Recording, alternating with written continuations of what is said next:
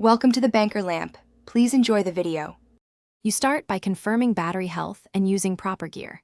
Check battery percent and device model so you know expected performance, and plug an OEM or certified fast charger, 3A or compatible voltage. Once connected, enable developer or diagnostic charging logs to capture protocol negotiation. Make sure cables are rated for fast current. Damaged or low-gauge cables limit speed.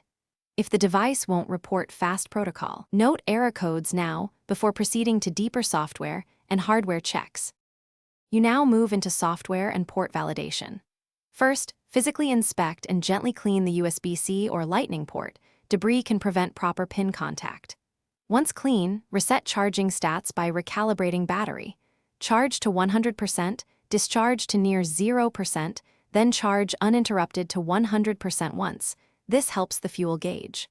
Update firmware and reboot the device to apply power management fixes. Then test with a different certified charger and cable to isolate whether the issue is software, accessory, or port-related. You finish by addressing hardware and final diagnostics. If tests show incorrect voltage or intermittent contact, swap the cable and charger first.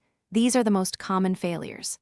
Use a multimeter to confirm charger outputs the expected voltage, and that port pins show continuity. This prevents replacing the wrong part. If the internal charging IC or port assembly is faulty, plan a repair or replacement with certified service.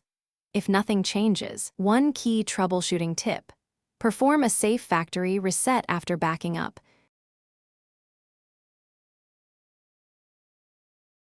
Thanks for watching. If this was helpful, leave a like and consider subscribing. See you next time.